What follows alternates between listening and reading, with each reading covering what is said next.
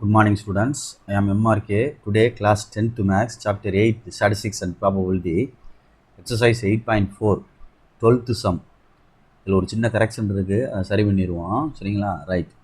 இதில் ஒரு காயின் வந்து 3 times வந்து டாஸ் பண்ணுறாங்க. அப்போ ஒரு காயினை 3 times டாஸ் பண்ணுறதும் 3 காயினை 1 time டாஸ் பண்ணுறதும் ஒன்று தான்.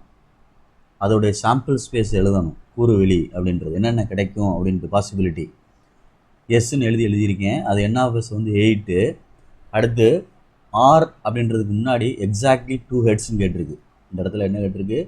எக்ஸாக்ட்லி 2 heads அப்படின்னு கேட்டிருக்கு. அப்போ எக்ஸாக்ட்லி 2 heads அப்படின்னா கரெக்டாக சரியாக 2 தலைகள்னு சொல்லி எடுத்து எழுதி அதிலிருந்து ப்ராபபிலிட்டி கண்டுபிடிச்சா 3/8 அப்படின்னு வருது. நெக்ஸ்ட்டு பி ஆருக்கு அங்கிட்டு உள்ளது அட்லீஸ்ட் 1 tail அப்படின்னு சொல்லியிருக்கு. At least 1 tail. அட்லீஸ்ட் 1 tail அப்படின்னா ஒன்றுக்கு மேலேன்னு அர்த்தம். 2 வரலாம் 3 வரலாம். 2 வரலாம் 3 வரலாம். அப்போ ஒரு டெய்ல் எழுதிட்டு 2 tail எழுதிட்டு 3 tail எழுதியிருக்கேன். சரிங்களா? ரைட். அதனுடைய ப்ராபபிலிட்டி கண்டுபிடிச்சிருக்கேன். நெக்ஸ்ட்டு சி அப்படின்றது கடைசி ஈவெண்ட்டு 2 consecutive heads அப்படின்னால ஃபஸ்ட்டு ட்ரிபிள் ஹெச் அதை எழுதணும். 2 consecutive டெய்ல்ஸ் அதுவும் தொடர்ச்சியாக இருக்குல்ல 2, அதனால். அடுத்து என்ன இருக்குன்னு பாரு, டிஹெச்ஹெச் இருக்குது. டிஹெச்ஹெச் அப்படின்ட்டு இருக்குது 2.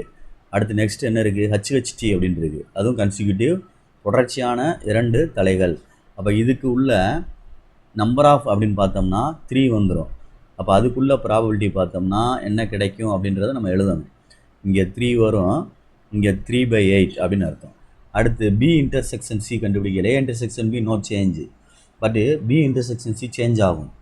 பிக்கும் சிக்கும் இன்டர்செக்ஷன் கண்டுபிடிக்கையில் என்ன இருக்குது? ட்ரிபிள் ஹெச் வரலை. ஹச் என்னது 2 தானே வருது. டிஹெச்ஹெச் வருது, அதுவும் வருது. அப்போ இங்கே எழுதுகிறேன் டிஹெச்ஹெச் ஹச்ஹெச்டி இது 2 தான். Okay good.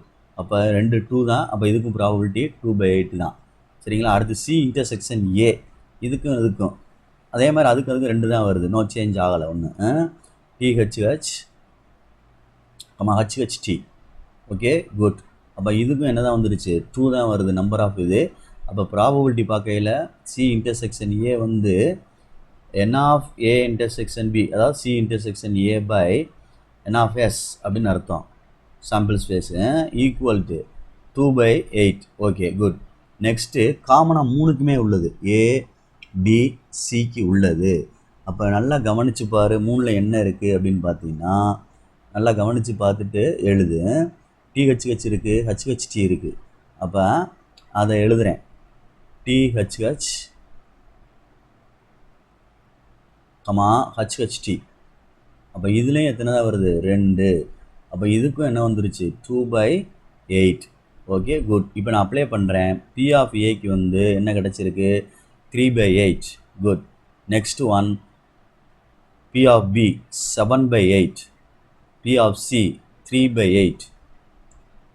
P of A intersection B minus 3/8 minus intersection C, B intersection C 2/8, C intersection A 2/8. Next one plus 3க்குமே உள்ள intersection plus 2/8. Okay good. Plus 2/8 இதையும் கேன்சல் பண்ணிடலாம். ப்ளஸ் 3/8 இதையும் கேன்சல் பண்ணிடலாம். அப்போ மிச்சம் என்ன இருக்குது அப்படின்னு பாரு. 8 ஃபுல்லாக எடுத்துட்டோம்னா காமனாக 3 + 7 -2. Okay students good. அப்போ என்ன வந்துருச்சு? 10 - 2 8/8ன்னு வருது. அப்போ ஆன்சர் என்ன கிடச்சிரும்?